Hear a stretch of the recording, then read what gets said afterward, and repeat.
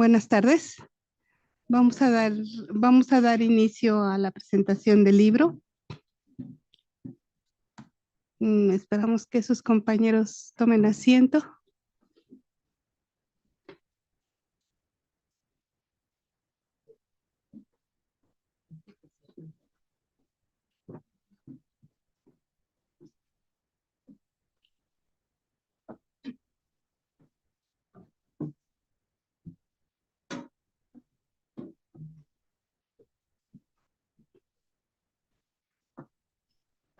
Ahorita les traen.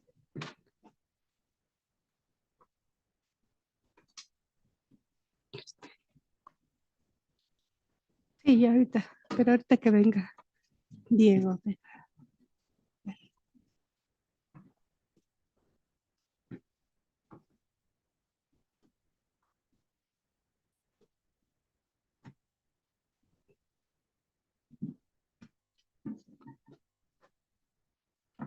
Ahorita les pedimos unas sillas. Ay, pero vénganse a sentar si no quiere. Ah, la chica. Ok. Bueno, vamos a dar inicio, ya es la 1 de la tarde. Vamos a dar inicio con la presentación del libro. Bueno, dejen presentarme. Yo soy Patricia Rodríguez López, trabajo aquí en el Instituto de Investigaciones Económicas y voy a ser la moderadora de esta presentación. Eh, Primero le voy a dar la palabra al doctor Oscar Rodríguez Medina. Creo que todo el mundo ya lo conocemos. Él es coordinador de esta publicación y voy a leer un poquito su semblanza, una semblanza muy pequeña, para darle la palabra a él y nos platique acerca del libro, cómo se formó y cuáles son los objetivos de este libro. Bueno, Oscar Rodríguez Medina es doctor en Economía por el Instituto de Investigaciones Económicas, es miembro del Sistema Nacional de Investigadores y profesor y tutor del Programa Único de Especializaciones en Economía del posgrado de la Facultad de Economía, también de la Facultad de Contaduría y Administración, y también en la Escuela Superior de Contaduría y Administración del POLI. Actualmente es investigador postdoctoral de CONACYT en la Universidad Autónoma de Nuevo León.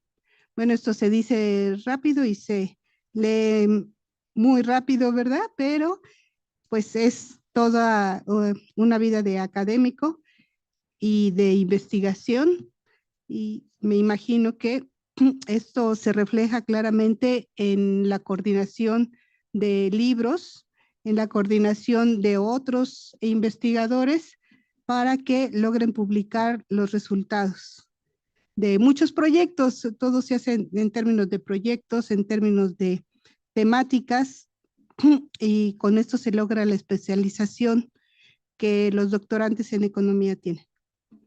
Pues sin más, le voy a dar la palabra al doctor Oscar Rodríguez e iniciamos. Sí, claro. ¿Qué tal? Buenas tardes. Buenas tardes a todos. Antes de iniciar, quisiera agradecer, por supuesto, al Instituto de Investigaciones Económicas de la UNAM por brindarme este espacio, brindarme la oportunidad de presentar este libro aquí en este importante recinto, así como, por supuesto, a su director, el doctor Armando Sánchez, a las gestiones de la maestra Patricia Rodríguez, de la participación del doctor Javier Galán y el doctor Ernesto Bravo. Entonces, sin más preámbulo, voy a iniciar con la presentación de este libro, cuyo nombre es Continuidad y Recuperación de las NAMIPYMES después del COVID-19. Aquí, antes de iniciar, digamos, con el resto, quisiera hacer una aclaración respecto a esta nomenclatura de NAMIPYMES.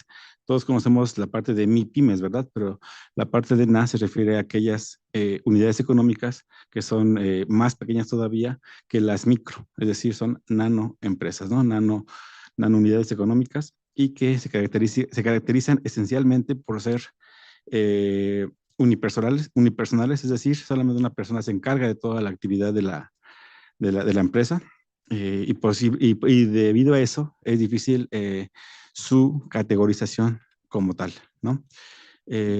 Porque una sola empresa, una sola persona, perdón, tiene el control de la administración, de las ventas, de las compras, de proveedores, etcétera, ¿no? Entonces, es importante también mencionar esto para que consideremos que se refiere a todo el universo de las unidades económicas. Este libro está coordinado por un servidor y por el doctor Elías Alvarado Lagunas, que pertenece a la Facultad de Contaduría y Administración Pública de la Universidad Autónoma de Nuevo León. Ese trabajo, como recién mencioné, se deriva de un esfuerzo entre tres pues, instituciones, digamos, ¿no? La Universidad Autónoma de Nuevo León, por una parte, la REPICE, que es la Red Nacional de Productividad, Innovación y Competitividad Empresarial, de la cual un servidor es el presidente actualmente, y de la editorial Plaza y Valdés. Me gustaría llamar la atención aquí en el proceso de la elaboración de la obra. ¿Por qué? Porque se trató de un proceso que implicó tiempo y trabajo, tiempo, dedicación, trabajo y por supuesto la coordinación de esfuerzos no solamente de un par de personas, de los coordinadores, sino de todos los autores y coautores de la investigación, ¿no? Que son varios, pues que son muchos, y que me gustaría también destacar que provienen de diferentes universidades del país, tanto públicas como privadas, ¿no? Y esto es en función o se logró gracias a las gestiones de la REPICE, ya que es una red nacional que involucra a muchas universidades. Y en el caso de este libro, me gustaría destacar la participación de la Autónoma de Nuevo León, de la UNAM, por supuesto, del Politécnico Nacional, de la Universidad del Istmo, de la Universidad Veracruzana, la Universidad de Hidalgo, la de Chapingo, entre otras, ¿no? Entonces, si se dan cuenta, son investigaciones muy diversas, ¿no? Y también de carácter regional. Por lo tanto, también es una virtud de este proyecto los casos de estudio que se derivan de estas investigaciones. Esta obra tiene un par de ISBN, es una característica un tanto rara, ¿sí? Pero generalmente nada más tienen un ISBN. Nuestro libro tiene un par, uno de la Autónoma de Nuevo León y otro es de la editorial Plaza y Valdés. Este es un identificador para que tengan una mayor búsqueda para las revisiones, ¿no? Además, esta obra fue sometida a un par de rigurosos procesos de dictaminación por pares académicos, siguiendo el método de doble ciego. La primera parte fue realizada por la REPICE en la red y la segunda dictaminación estuvo a cargo de, por supuesto, la editorial. ¿A quién va dirigido esta investigación? A ustedes, a estudiantes de las carreras económico-administrativas, por supuesto también a docentes, a profesionales de contaduría, administración, economía, sociología, comercio internacional, entre otros, ¿no? Pero también es muy importante en términos de bibliografía, para investigadores independientes y de universidades nacionales e internacionales. Esta lectura permite conocer y analizar diversos estudios de caso con experiencias, información, evidencia y recomendaciones para la toma de decisiones de las nano, micro, pequeñas y medianas empresas. Cabe destacar también que en las dictaminaciones, en la selección de los trabajos, porque no solamente fueron estos que se juntaron en el libro, fueron varias propuestas, se seleccionaron o se prefirieron aquellos que incluían en su metodología el carácter cuantitativo, ¿no? ¿Para qué? Para poder generar inferencia y poder generar recomendaciones con mucho mayor sustento.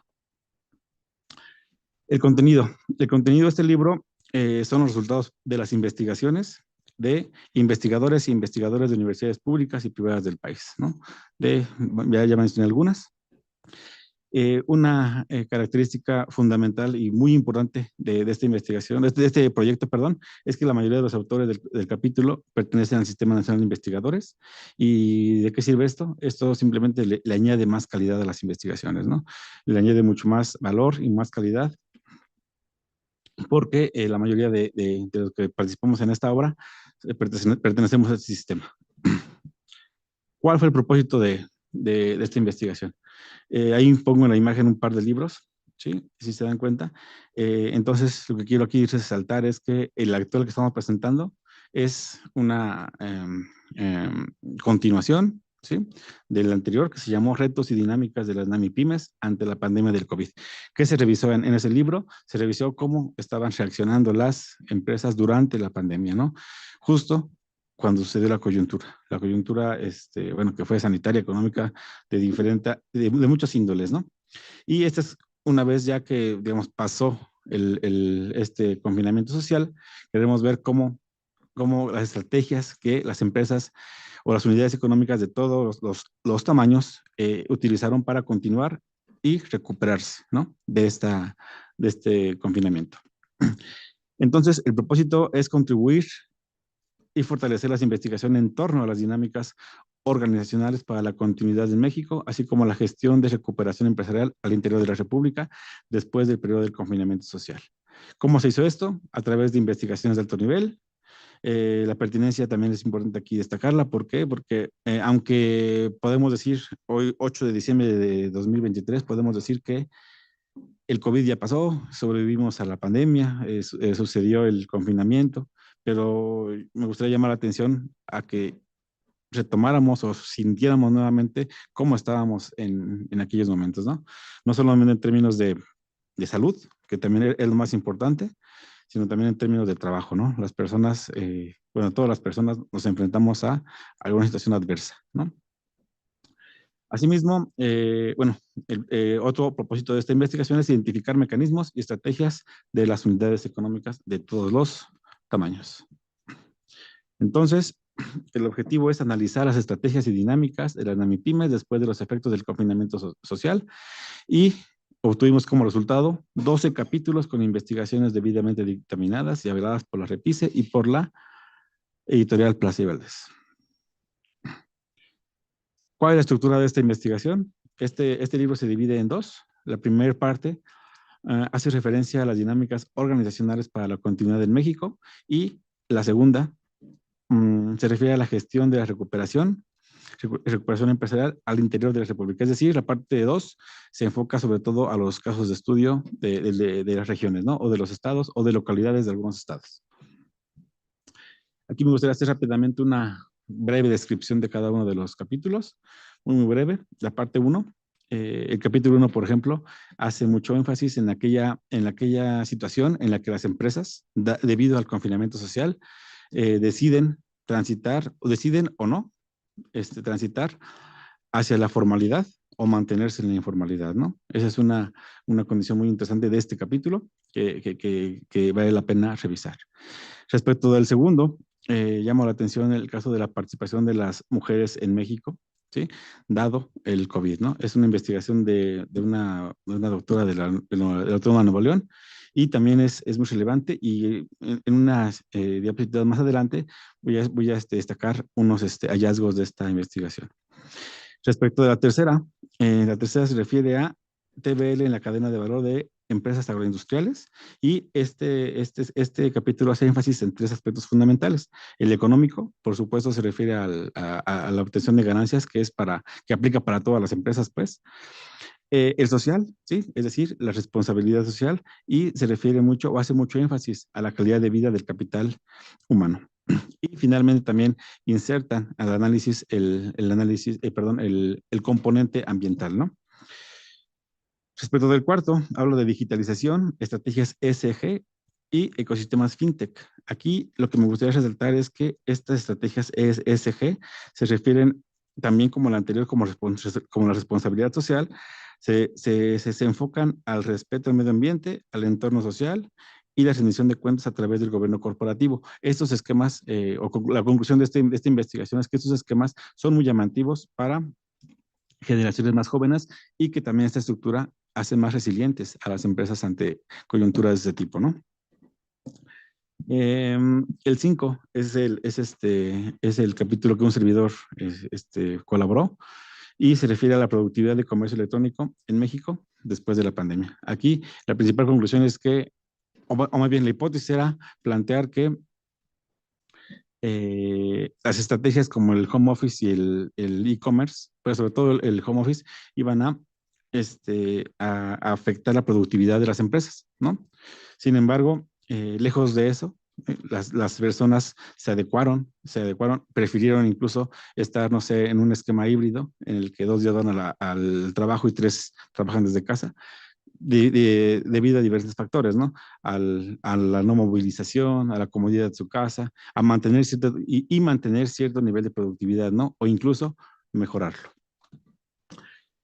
Pasando a la segunda parte, aquí empiezan los casos de estudio y destaco en cada uno de ellos, digamos, el punto central, ¿no?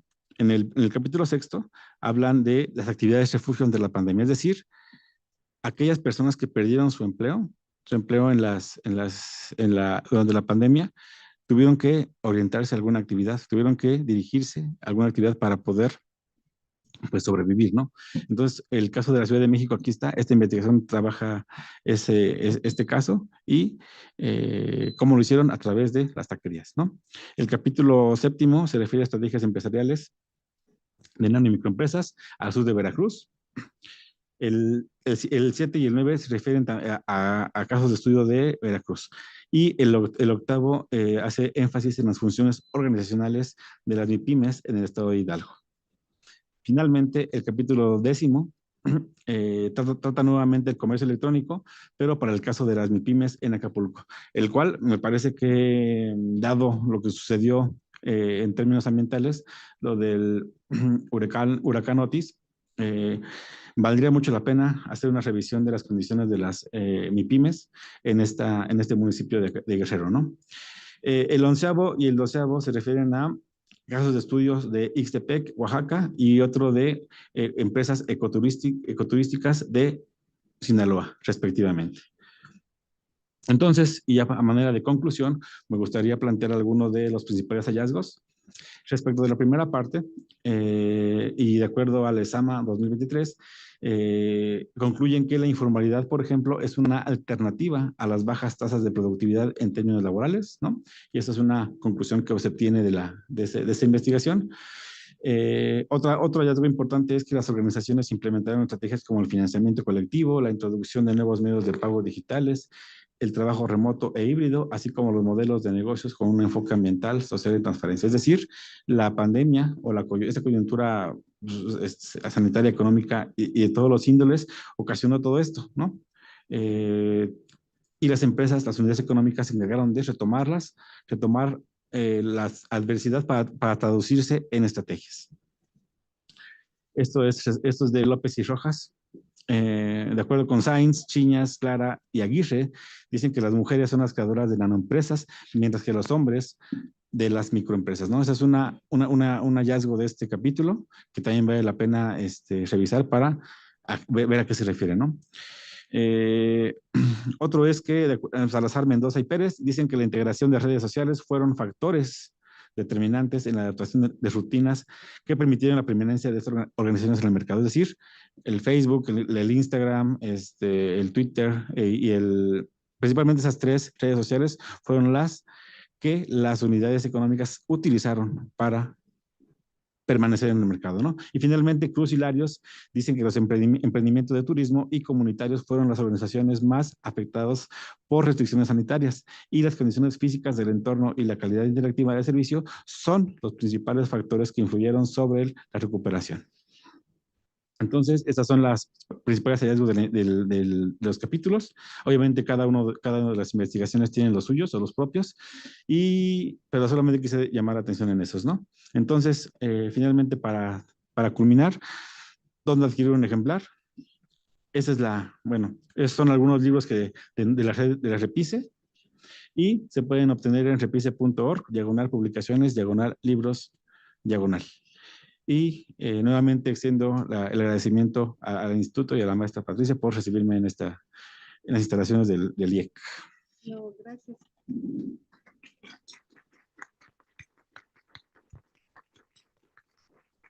Creo que el panorama que nos da del libro el doctor Oscar es muy amplio y aclara muy bien la importancia que tiene analizar qué pasó después de esta pandemia.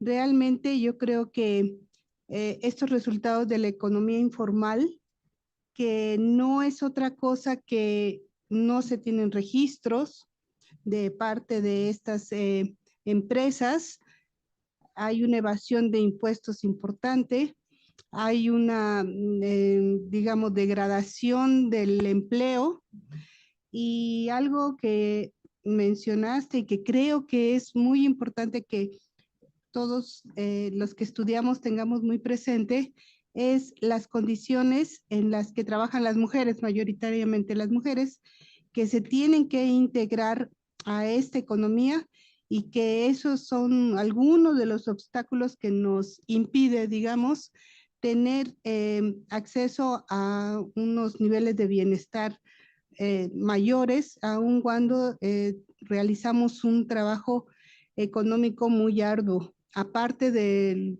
trabajo de cuidados que ya todos sabemos que hacemos las mujeres de manera determinante en la sociedad. Pues gracias, creo que fue ya toda la visión de todos los capítulos en general y cómo se integró este libro. Y ahora le vamos a dar la palabra al doctor Javier Galán Figueroa para que nos dé sus comentarios ya desde otro punto de vista sobre el libro en general y en particular, no sé, espero que nos hagan en particular algún capítulo. Les voy a decir quién es él. Él es el doctor Javier Galán Figueroa, él es economista, como casi todos aquí, está especializado en econometría por la FES Acatlán, estudió la maestría en Economía Monetaria y Financiera en la Facultad de Economía, es doctor en Ciencias Económicas por el POLI y es doctor por el Centro de Estudios Monetarios y Financieros de Madrid, España. Él es coordinador académico de la especialización en Economía Monetaria y Financiera aquí del posgrado de Economía de la UNAM. Fue investigador, o yo creo que fue investigador del Banco de México, investigador en el Instituto Belisario Domínguez, que es un instituto del Senado de la República, y también fue investigador en la Cámara Mexicana de la Industria de la Construcción. Él se desarrolla como profesor de la FES Acatlán y de la Facultad de Economía de aquí de la UNAM. Es tutor de la especialización en Economía Monetaria y Financiera, tanto de la maestría y doctorado de Economía de aquí de la UNAM, y por supuesto ha dirigido muchas tesis de licenciatura, de especialización y de doctorado en Economía aquí en la UNAM. Es miembro del SNI y ya ha publicado diversos artículos con sus temas de investigación. Aquí los tengo, básicamente son de política monetaria y también de análisis económico, que en especial resalta esto que es muy interesante, no sé, gobernanza institucional, el contrapeso de la cuarta transformación, un análisis económico-político. Y bueno, le damos la palabra al doctor Galán para que nos comente sobre el libro. Bueno, muchas gracias. Más que nada, a la maestra Patricia por habernos recibido aquí en su casa, en el Instituto de Investigaciones Económicas. También al doctor Oscar Rodríguez, que es el coordinador del libro, junto con el colega de Nuevo León, que es su nombre, perdón. Entonces aquí estamos aquí nuevamente en el instituto. Muchas gracias por habernos aceptado, recibido igual. No sé si antes de comenzar nos podían apoyar con el aire que se están congelando acá adelante. Entonces, bueno, muchas gracias. Yo les voy a platicar sobre un capítulo en particular, el cual tuve honor de compartir el crédito con dos colegas bastante fuerte en su formación académica y también en su quehacer académico. Quiero resaltar las coautoras, la doctora María de Rosario Granado Sánchez de la FES Acatlán, la doctora Rosa María Domínguez Gijón de la Escuela Superior de Economía del Politécnico, el cual hicimos equipo para desarrollar este capítulo que se titula las taquerías en la Ciudad de México, actividad de refugio ante la pandemia del SARS-CoV-2. ¿Por qué hicimos ese trabajo? En primera instancia, nosotros lo que hemos observado ha sido de que cuando el mexicano o alguien de nuestra familia pierde el empleo, lo primero que busca es de dónde va a sacar los recursos para mantener a su familia o el sostén económico.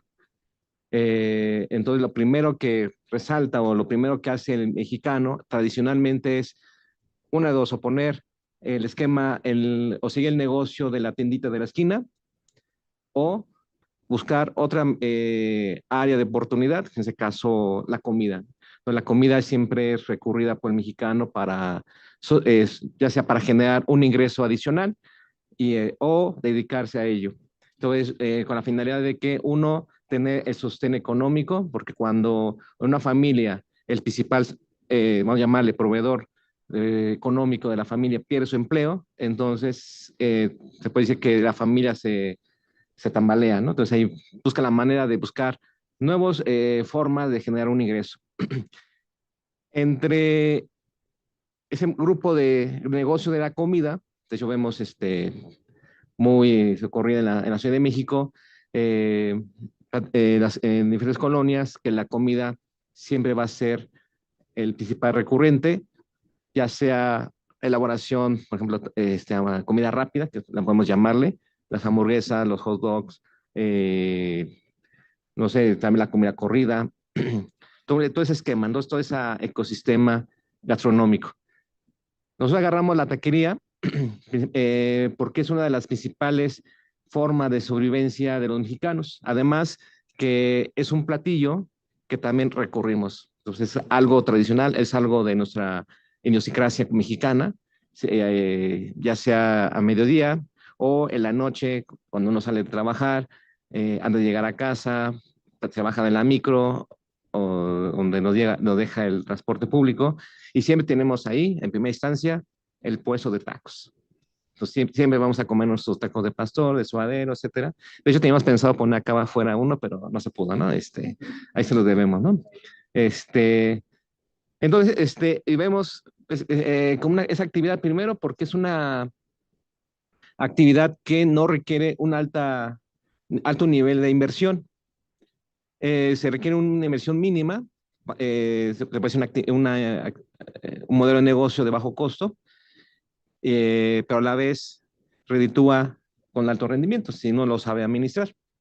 Entonces aquí lo que hicimos es ver cómo este negocio, cuando se cierra la economía por el efecto de la pandemia, cuando se aplica el confinamiento, todos nos fuimos a encerrarnos, la economía se cerró, eso implicó el cierre de negocios de muy distintas formas y eso implicó lo que sería la destrucción del empleo.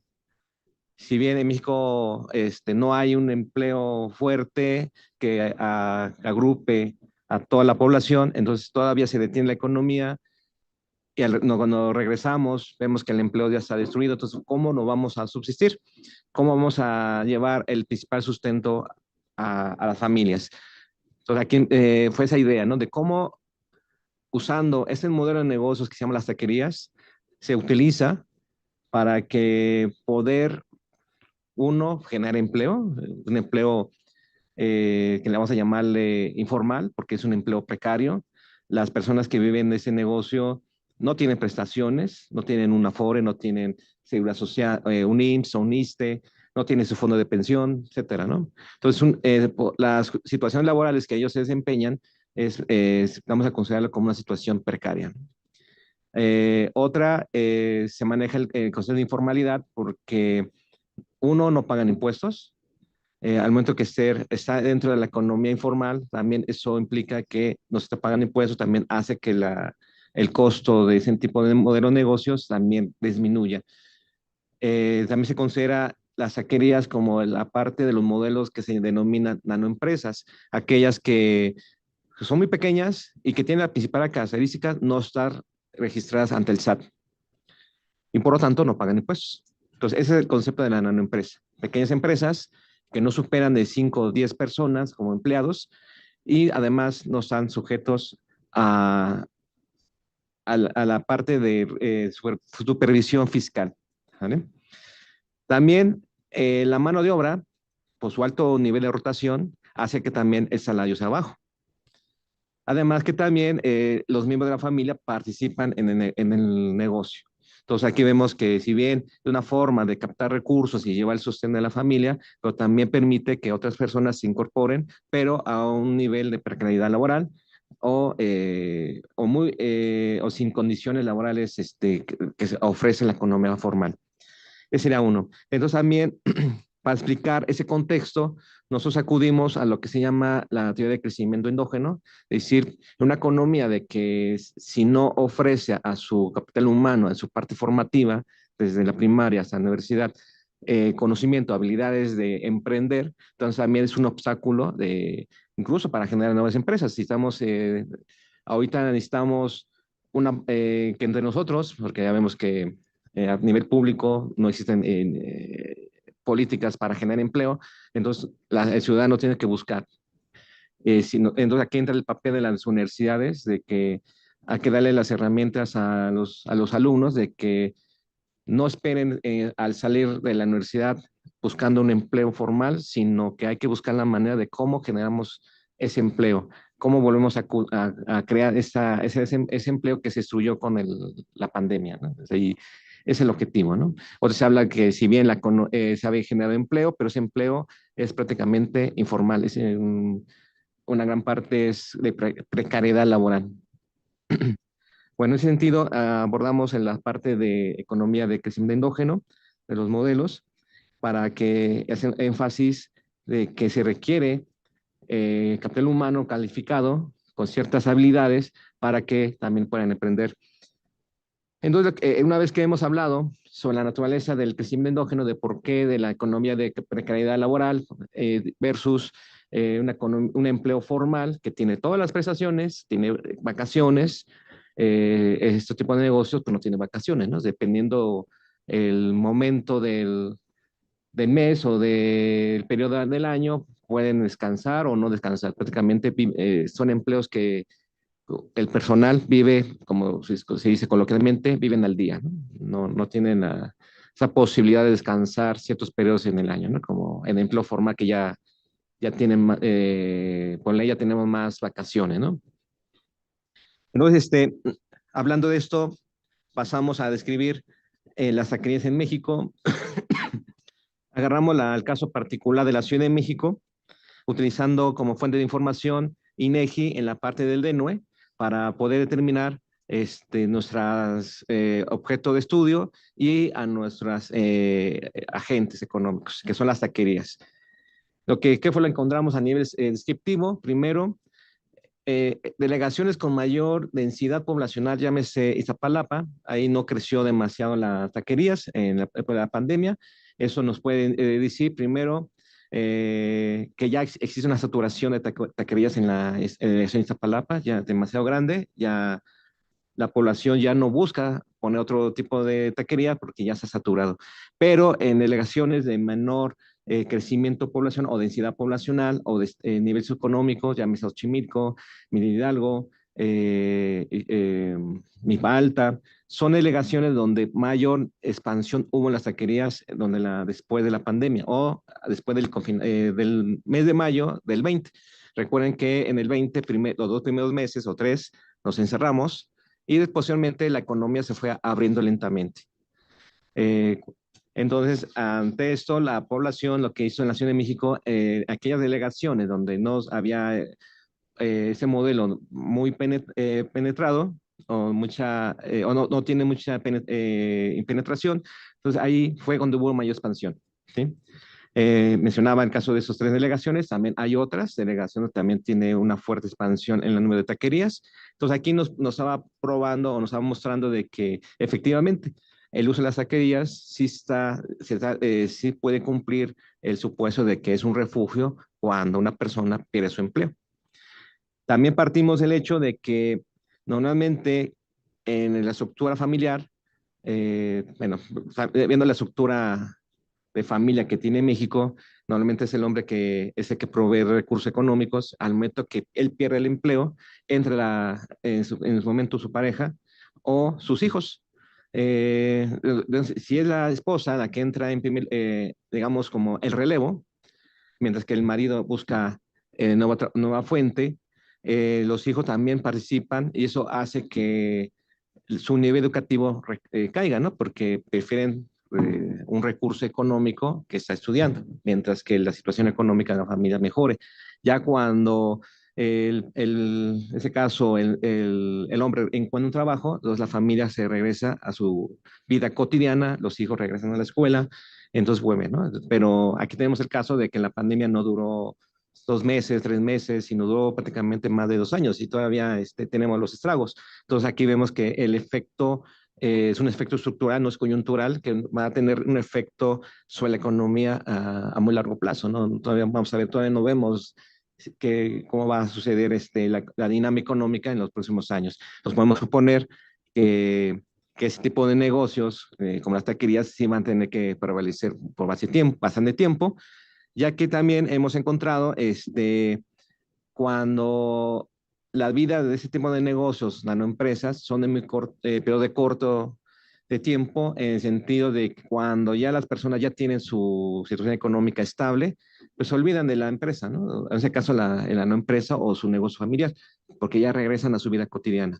Pero también la dinámica hace que en una economía como la nuestra, de que el salario real ha crecido de manera lenta, bueno, hasta 2018, también ha hecho de que la vida de las empresas también tengan un periodo de vida o que las incrementes, porque igual, depende del número de miembros de familia, también depende si participa uno o dos o hasta los hijos en el negocio.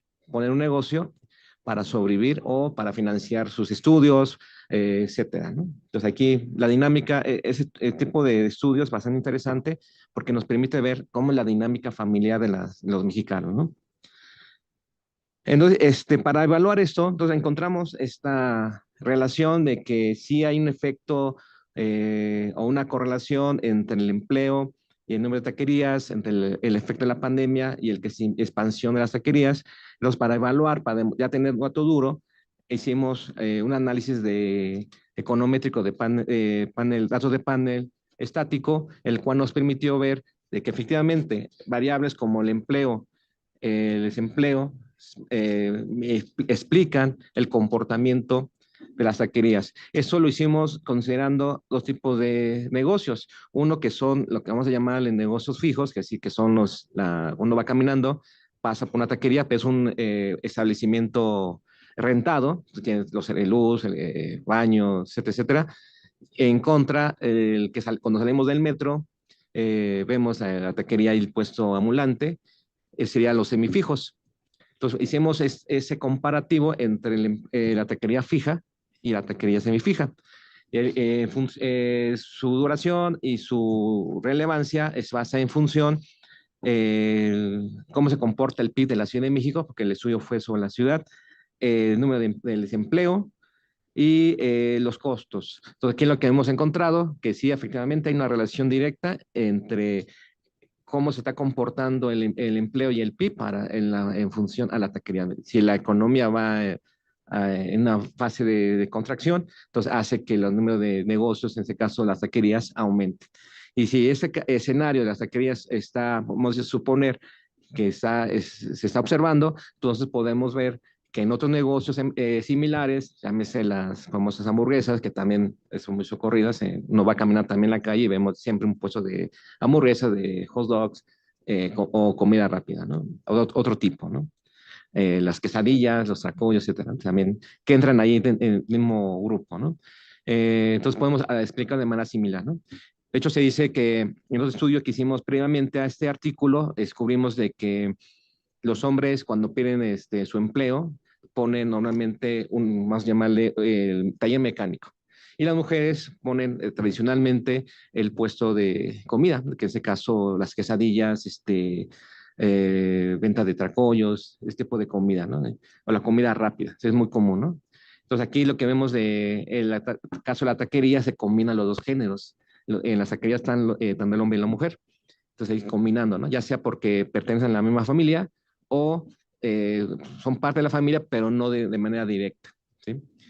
Entonces, con PANE, entonces mostramos que sí, efectivamente, las taquerías sí son una actividad refugio, no solamente en la pandemia, sino en cualquier situación de crisis familiar, vamos a llamarla así, que va acompañado con el ciclo económico de la economía.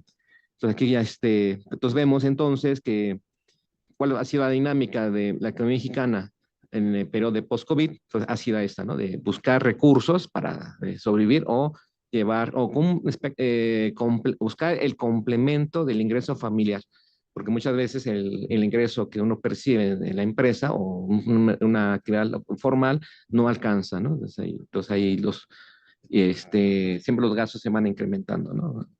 En términos generales, entonces aquí podemos decir que muy a grosso modo, este libro lo que hace es pues, analizar todo ese espectro de las pymes y ver cómo ha evolucionado la actividad económica, los agentes económicos a nivel micro. Micro en sentido de a nivel individual. También vemos cómo se incorpora el papel de los medios de pago electrónico. Hubo una especie de expansión acelerada antes de la pandemia.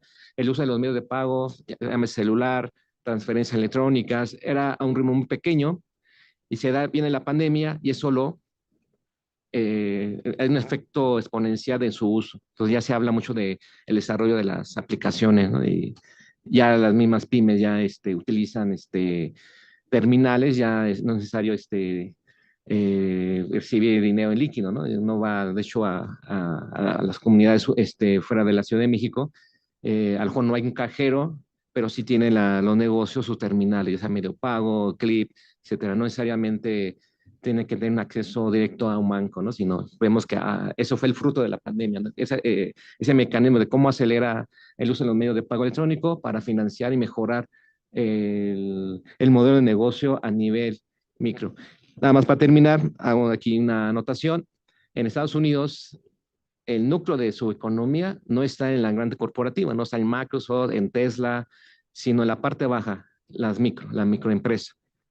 Y eso hace que la economía de Estados Unidos sea como tal. Aquí en México nos falta mucho explotar, financiar, impulsar para que México también pueda crecer y pueda acaparar a mayor nivel de empleo. Y como mencionaba al inicio, necesitamos crear empleo y recuperar el empleo que se destruyó con la pandemia. Entonces, todo de mi parte, muchas gracias.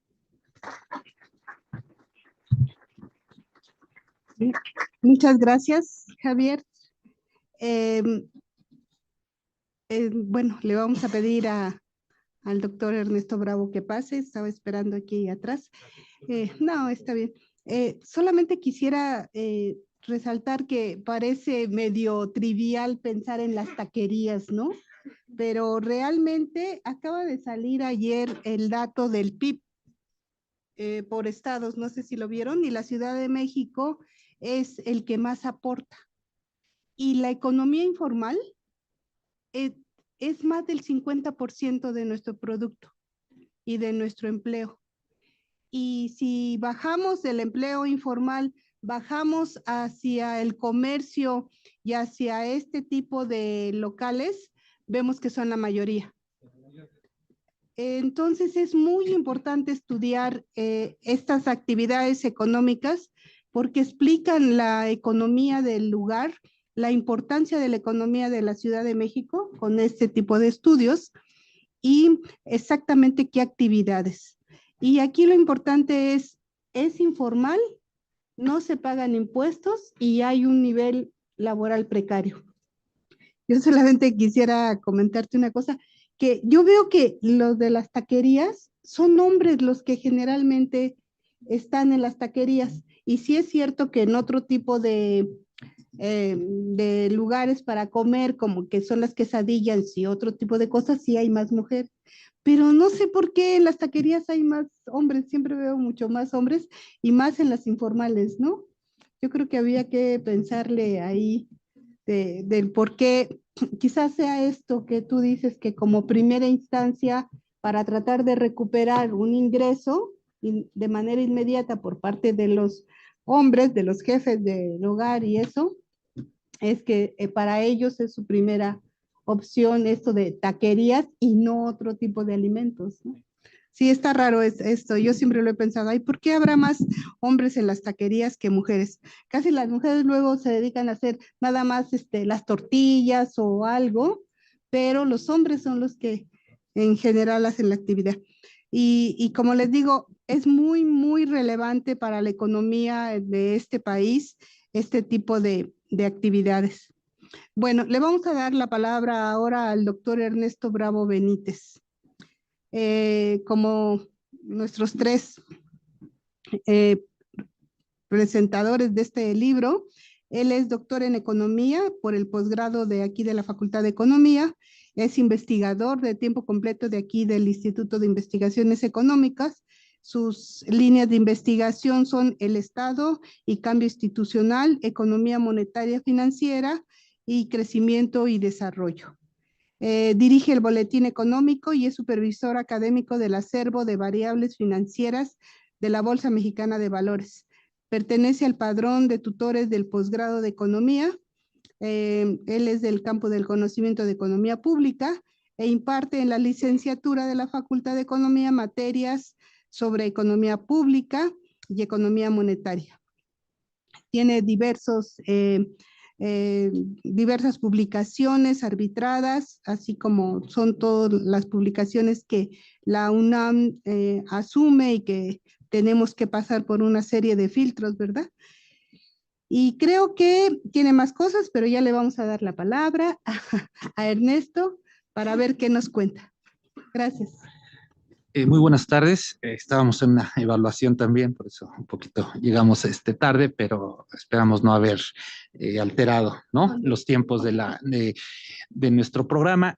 Lo primero, pues, agradecer tanto a Oscar como a Elías, ¿no?, la convocatoria para comentar este importante, verdaderamente importante trabajo y, por supuesto, también la intermediación de la maestra Patricia, ¿no?, que, bueno, pues finalmente escogen el instituto como un espacio para difundir trabajos tan importantes de este tipo, y agradecer también a ustedes, ¿no?, su presencia, porque además de que aprendemos, interactuamos, ¿no?, y queremos que la investigación sea extensiva, invitarlos con este tipo de eventos a que se apasionen, a que se acerquen a los autores, a que formen parte de redes de investigadores en las áreas en las que ustedes se desarrollan, y que hagamos de esto pues algo más virtuoso, porque es en bien del país, y esta investigación va en ese sentido, ¿no?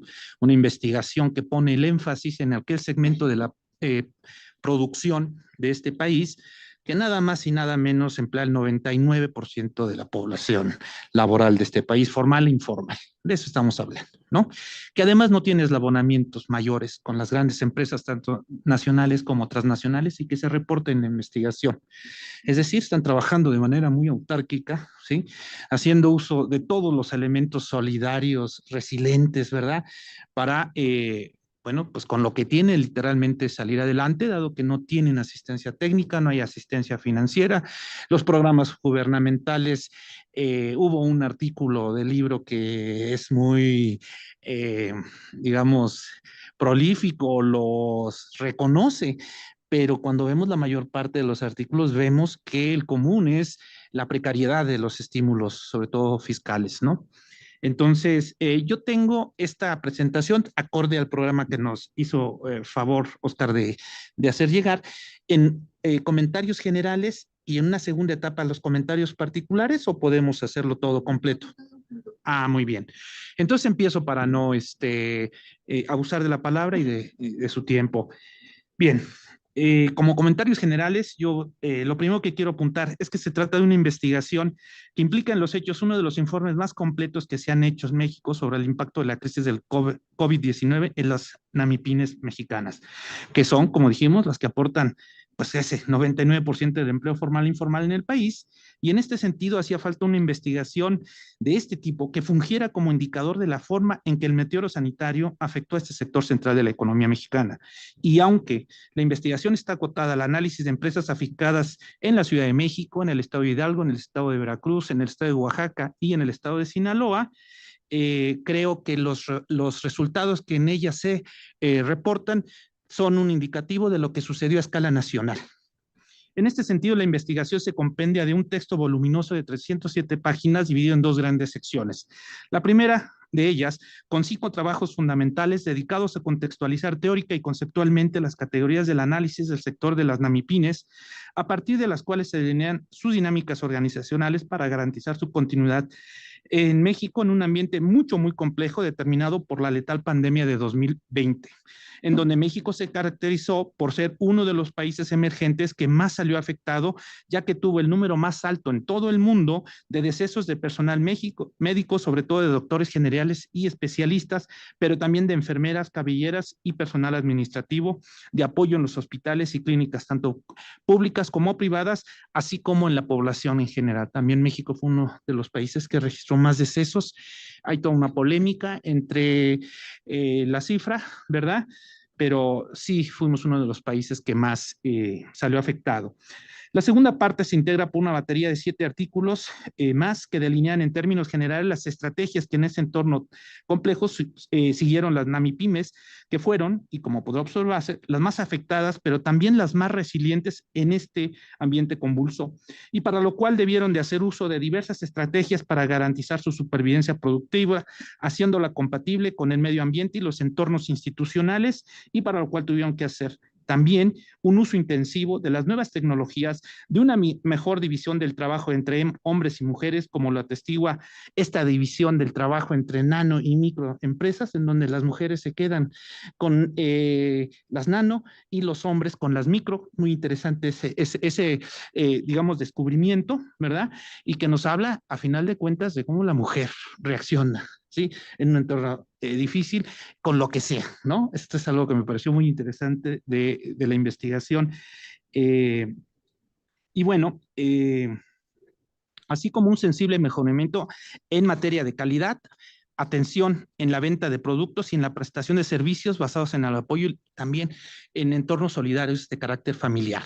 Esta idea de que sálvense quien pueda, aquí digamos, se viene abajo, y en realidad la resiliencia de las micro, pequeñas y medianas empresas en gran medida se explica por ese entorno solidario, ¿no?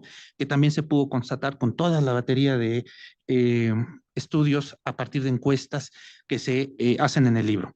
Asimismo, me gustaría contextualizar en este escenario la débil respuesta desde el punto de vista presupuestal y de asistencia técnica de los diversos programas federales y subnacionales. 11 o 12 estados fueron los únicos que establecieron programas complementarios a los federales para apoyar a este segmento de la producción.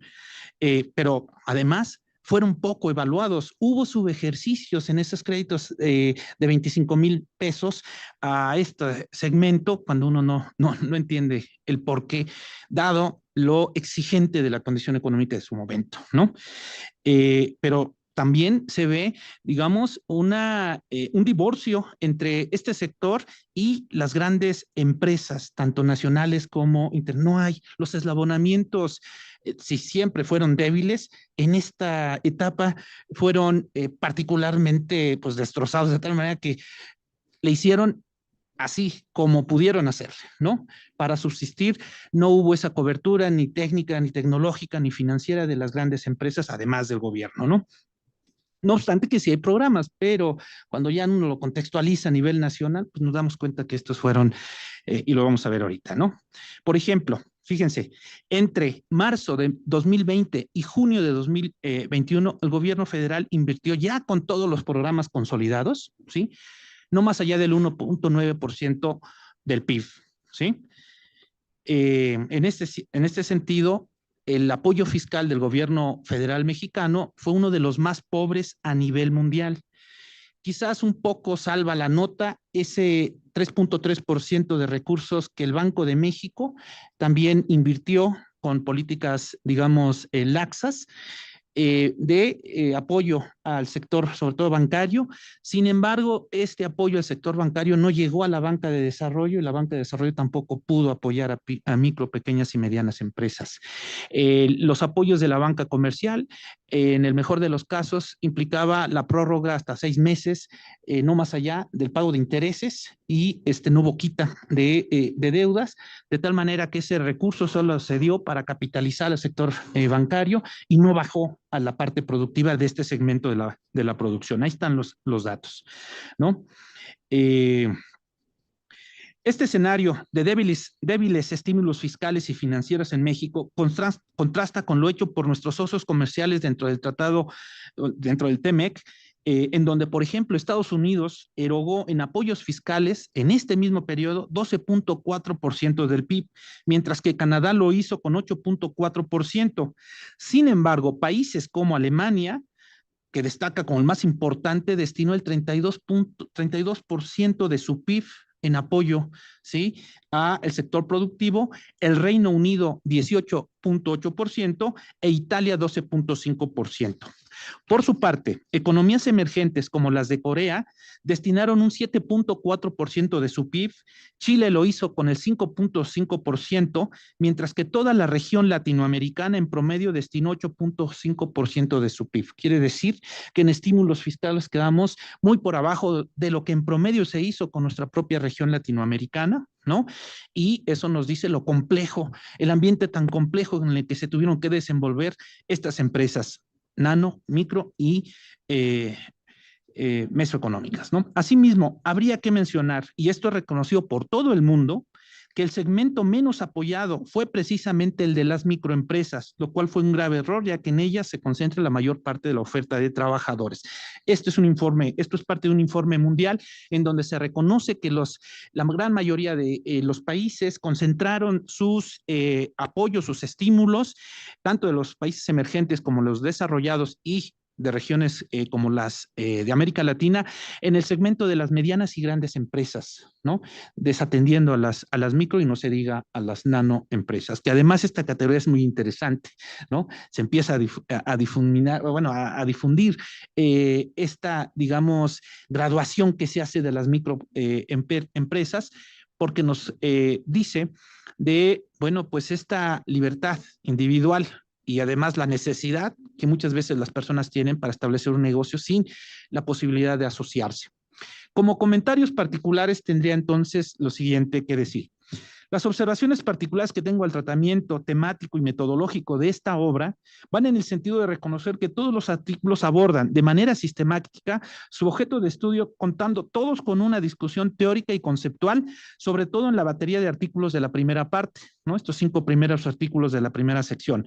Asimismo, se hace en la mayoría de ellas una revisión previa de la literatura, acuerpándola con los resultados de sus análisis con la utilización de diversos métodos de validación empírica, siendo los casos de la regresión logística del artículo sobre transición formalidad-informalidad, apoyada con datos oficiales de la ENOE, y en donde se concluye lo precario de la condición laboral de la mujer, tanto en la parte formal como en la informal. En la parte formal trabajando más que el hombre y en la informal menos, afectando en los dos sentidos la condición de la mujer. Lo cual no cambia, sino que incluso se agudizó durante la pandemia por el papel estratégico de la mujer, la cual tuvo que, además de desenvolverse como empresaria, que atender en una emergencia sanitaria las condiciones tan difíciles que se vivieron en los hogares. Asimismo, se tiene la utilización del modelo triple cuenta de resultados, el famoso triple bottom line, del artículo La cadena de valor de empresas agroindustriales, el cual permitió hacer una radiografía de las MIPYMES durante la pandemia, destacando en particular que el factor que predominó por motivos de resiliencia fue el económico, sin que eso implicara necesariamente la desvinculación de los ámbitos social y ambiental. Asimismo, se utilizó el análisis monográfico empresarial con información proveniente de la ENAPROCE y la ENFIN, en donde se corrobora la utilización de las nuevas tecnologías y el comercio electrónico como medidas de resiliencia empresarial en el aspecto digital, destacando un reconocimiento, en mi opinión, demasiado optimista del papel financiero durante la pandemia de entidades como Banxico, la Comisión Nacional Bancaria y la banca comercial. Este es el artículo que particularmente le echa flores a estos programas del sector bancario bancario y gubernamental, pero que si se contextualizan en el plano nacional, vemos que fueron muy endebles, ¿no? Por los datos que di hace rato. Por su parte, el artículo de productividad y comercio electrónico en México, un análisis pospandemia, utilizando información generada por la Asociación Mexicana de Ventas en Líneas, encuentra que un elemento clave para sobrevivir y para incrementar la productividad de los establecimientos fue el uso intensivo de las nuevas tecnologías que permitieron explotar masivamente el comercio electrónico, lo cual fue corroborado mediante la utilización de la tecnología del VAR. Asimismo, se tiene para el artículo sobre las taquerías de la Ciudad de México la utilización de la metodología de datos de panel estático con información proveniente de la DNUE y el indicador trimestral de actividad económica de la actividad estatal para la Ciudad de México, en donde se comprueba el refugio que representó esta actividad para muchos mexicanos en el momento más álgido de la pandemia.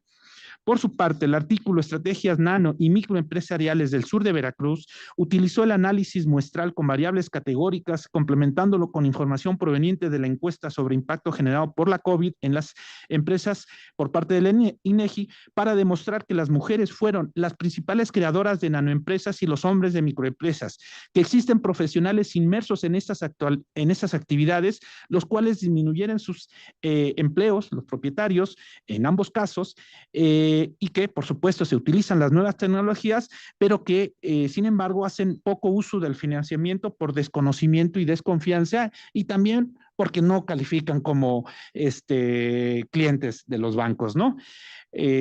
Lo mismo sucede con el análisis muestral que se implementó en el artículo Cambios en las funciones organizacionales de las MIPYMES en el estado de Hidalgo, que han utilizado los medios electrónicos, las redes sociales digitales y las plataformas de comunicación en comercialización y adquisición, además de establecer alianzas estratégicas para sobrevivir.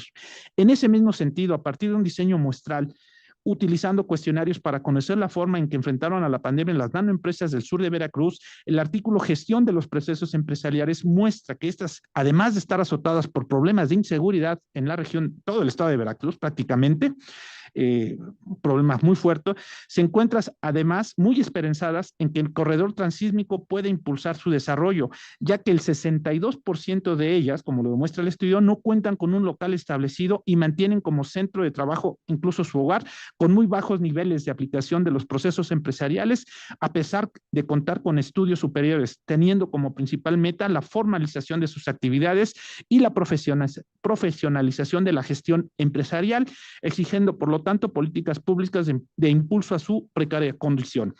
Asimismo, el artículo del comercio electrónico como estrategia para lograr la permanencia durante la pandemia del COVID-19, el caso de las MIPYMES en Acapulco, Guerrero, evidencia a partir del levantamiento de encuestas bajo criterios cuantitativos de corte transversal, no experimental y de tipo descriptivo, las dificultades que tienen las MIPYMES localizadas en este puerto para adoptar los medios digitales en relación a las grandes empresas, las cuales recientemente se acaban, además de ser aceptadas por el huracán vivido en el mes de octubre. Imagínense la situación que quedaron y encima les toca ahí vivir este meteoro sanitario, digamos, ambiental.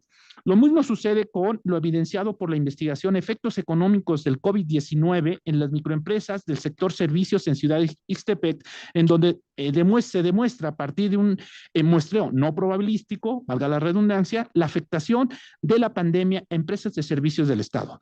Pero se indica que la magnitud del impacto fue diferenciado y por tanto su recuperación también, de tal forma que al siguiente año de la pandemia, más de la mitad de los establecimientos no habían aún recuperado el nivel de ventas previo a ellas, lo que habla de la magnitud del daño causado a su condición económica. Finalmente, el artículo Atributos internos de la calidad de la recuperación del turismo por COVID-19, el caso de Cotur Chara Pinta en Concordia, Sinaloa, muestra que las empresas de este tipo resultaron sumamente afectadas y su recuperación será más tardada por lo complejo de su condición económica, que implica importantes inversiones en los aspectos financieros, tecnológicos y administrativos, así como de una insuficiente capacitación de personal, todo lo cual les dificulta adoptar modelos de negocios amigables con el ambiente, pero donde han reconocido que la calidad del servicio es central como medida de resiliencia económica y para la cual fueron evaluados en entrevistas en un ejercicio descriptivo de corte transversal y apegados a los principios del análisis temático para la identificación de patrones de comportamiento junto con el modelo jerárquico multidimensional de Brady Cronin. recomendaciones, dado este análisis. Como líneas futuras de investigación que se desprenden de este interesante trabajo, tenemos el que se pueda ampliar el rango de estudios a otras latitudes, otros estados y municipios del país, ya que esto se concentra en los estados que mencioné. Asimismo, queda pendiente dilucidar con mayor grado de precisión el distanciamiento entre las NAMIPYMES y la gran empresa, tanto nacional como transnacional, y yo diría también la empresa paraestatal, ¿no? Acuérdense, miren, en el modelo sustitutivo de importaciones con la presencia del Estado muy fuerte en la economía, que consumía el 90% del crédito de las instituciones de la banca de desarrollo, se deja de lado el hecho de que la empresa paraestatal tenía eslabonamientos productivos con micro y medianas empresas, de tal manera que cuando las empresas paraestatales desaparecen, también desaparece o se ven muy afectadas esta parte de la cadena de valor, ¿no? Algo que no ha sido cubierto por la gran empresa nacional, que fue a la que se le deja la responsabilidad de los procesos de inversión y de incremento a la productividad del país, ¿no? También nos queda o queda como asignatura pendiente o para profundizar en ello, seguir indagando en esta tendencia revelada sobre la fragilidad, remuneración y disparidad de los distintos ambientes laborales que pudieron reconocerse durante la pandemia, en donde, bueno, pues las mujeres acaban siendo las más afectadas, ¿no? Tanto por la remuneración como por el tipo de trabajos. Nos decía hace rato la maestra Patricia, ¿por qué las mujeres en las taquerías no se ven tan evidentemente, ¿no? No es que no lo hagan, es que ellas cocinan o tienen actividades, digamos, complementarias, pero yo creo que es un elemento central en el establecimiento, pero se trata también de un trabajo riesgoso y pesado, de tal manera que por esa condición muchas veces a quien se ve en primera instancia es el hombre, ¿no? ¿Cuál es el horario de cerrada de una taquería? ¿Con qué tipo de clientes te estás enfrentando, ¿no? En fin, esto podría explicar un poco este comentario de la maestra Patricia, ¿no? Bien, también queda pendiente el evaluar el desempeño de los programas gubernamentales en el momento de la pandemia, los cuales, además de ser pocos, registraron hasta subejercicios, como fue el caso del programa de apoyo por 25,000 pesos para los micro y pequeños empresarios de la Secretaría de Economía, y finalmente ver la forma en que se vincularon económicamente las NAMIPYMES con el sector externo, ¿no? Porque a través de los medios digitales sí hubo se muestra que hay una vinculación, si bien incipiente, también es interesante ver cuáles, ¿no? Pudieron a través de estos medios cibernéticos tener esa ampliación de sus mercados, escalándolos a nivel internacional, ¿no? Y bueno, también ver este proceso de diferenciación de las NAMIPYMES a nivel sectorial y pues replicar este esfuerzo en algo, digamos, más formal a través de un observatorio de NAMIPYMES, ¿no? En México. Y bueno, en este caso también una recomendación, si por ahí se les interesara, aquí me toca ser también supervisor académico del acervo de variables financieras que con el doctor Jorge Basabe llevamos, siguiéndole, tomándole el pulso a las empresas, a las grandes empresas nacionales e internacionales que cotizan en bolsa, ¿no? Y a partir de ahí, pues, podemos hacer todos los estudios de tal manera que un observatorio para NAMIPYMES pudiera quedar muy bien. Bueno, este acervo de variables financieras es de acceso abierto, lo único que les piden es un registro, ¿no? Es el acervo más antiguo que se tiene, ni siquiera la Bolsa Mexicana de Valores guarda esa información porque ellos a los 3, 4 años la deslistan. Entonces, tenemos información desde 1974, ¿sí? En una primer muestra de la más representativa del índice de precios y cotizaciones hasta el 97, y de 98 hasta 2000, ya tenemos los de 2022, todas las que cotizan de esos sectores industrial, comerciales y de servicios, ¿no? Y es un espacio abierto, ¿sí? En donde solamente se les pide que hagan uso académico de la información y cualquier, tanto investigadores como alumnos, pueden tener acceso. Y yo creo que en ese sentido pudiera complementarse un ejercicio de esto con algo para ustedes que están finalmente tomándole ahí la temperatura a este importantísimo sector de la producción de este país. Y aquí lo dejaría, maestra Pérez. Creo que entre los tres nos dieron un panorama muy certero. Ya con la siguiente parte de la presentación. Y la siguiente parte de la presentación es que no les vamos a pedir a ustedes que hagan preguntas. Nosotros se las vamos a hacer. Y ustedes, a ver quién quiere contestarlas. Y como premio van a tener un libro que ya físicamente véanlo.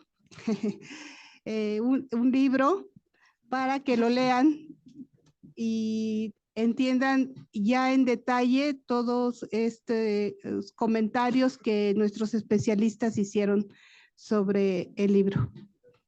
Entonces le voy a dar la palabra al doctor Oscar. Y yo voy a decir quién contesta de todas las que... Va, está bien. Bueno, entonces, para hacer este ejercicio, tenemos 5 ejemplares, ¿no? Entonces, por lo tanto, va a haber 5 preguntas. Evidentemente, quien conteste, quien asigne la maestra Patricia para responder debe contestar correctamente, ¿verdad? Entonces, ¿listos? La primera pregunta es,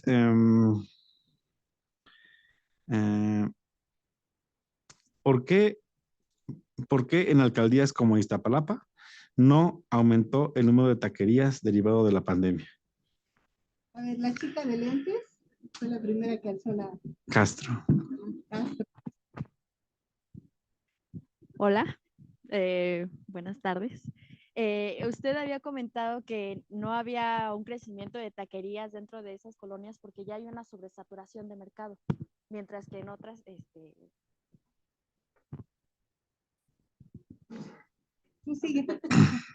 mientras que en otras alcaldías como Xochimilco sí tienen un mayor rango de crecimiento, ya que no es... Gracias, sí, es correcto. ¿No te queden el doctor Galán?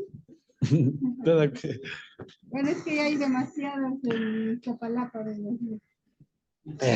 La siguiente pregunta es la siguiente. ¿no? Dice, menciona 2 estrategias que las unidades económicas utilizaron para dar continuidad y recuperarse después del COVID-19. 2 estrategias. ¿Qué hicieron? Bueno, yo nada más sé que realizaron de pago, ¿no? Las transferencias y todo eso. La otra no recuerdo. Medio libro. A ver, ahí atrás.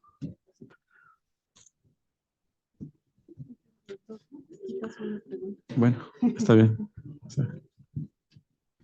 Bueno, completando lo que dijo mi compañero, fue el home office y de las conferencias en línea y todo eso, de los métodos en pago, que cada microempresa se fue adaptando dependiendo de lo que se iba requiriendo, aceptando, no sé, transferencias, usando los métodos de pago de CLIP y todos esos. Muy bien, correcto. Se entregará uno al compañero y también ahí atrás, ¿va? La siguiente pregunta, la penúltima pregunta es, ¿qué país destinó la mayor cantidad de estímulos fiscales para apoyar a las MIPYMES? Ahí atrás, ustedes, maestra, ustedes. Hasta allá atrás fue el primero, el chico de lentes. Adelante. Mencionó el doctor Ernesto que fue el país de Alemania con el 30%, 32% del PIB. Es correcto. Gracias. La última pregunta, déjeme escogerla porque hice más. Era difícil porque creo que ha sido muy fácil. Es que es viernes, maestra, ya. Ay, es que es viernes. A ver. La última. Queda uno, ¿verdad? Sí. Menciona 3 características de las nanoempresas. A ver, la chica. Bueno, de las nanoempresas mencionó que principalmente son las mujeres las que las desarrollan como para apoyo de sustento económico. También que estas pues, son normalmente de esta misma persona que las crea, o sea, no es tanto que se desarrollen con más empleados y son únicas. Y normalmente como es de mujeres, mencionaba que muchas de las actividades que se desarrollan ahí son de comida y son muy pequeñas. Normalmente no sé si se desarrollan a micro, pero son mucho en la nano por esa parte de que una sola persona las maneja. ¿Cómo ven, maestra? Sí, David. Sí. Adelante, adelante. Gracias. Correcto. Entonces, muchas gracias. Son todas las preguntas. Oigan, pues muchísimas gracias. La verdad es que es un gusto tener un público de este promedio de años. Sabemos, nos gusta muchísimo aquí en el instituto que vengan los jóvenes, casi siempre vienen muchos especialistas, pero sí, que es fin de año, entonces, pues un gusto, esto para nosotros es un éxito que ustedes oigan nuestros análisis y que esperamos estén interesados y les hayamos dejado mucho interés sobre este tipo de investigaciones que, como decían, son el 99% de nuestras empresas, este tipo digamos, organizaciones económicas que a veces nos parecen, ay, son informales, están en la calle, no sé cuántas cosas, pero ¿qué es lo que sostiene en general nuestra economía y nuestros empleos? Entonces, sí es muy importante estudiarlos y por parte de la universidad, de los centros de investigación, y que ustedes sean sensibles a este tipo de temas. Entonces, les agradecemos muchísimo, les agradecemos a los 3 el haber participado y también en el apoyo técnico a José Carlos, a Diego, a José Luis, que sin ellos pues no podríamos hacer absolutamente nada nosotros. Muchas gracias y también un aplauso para ellos, por favor.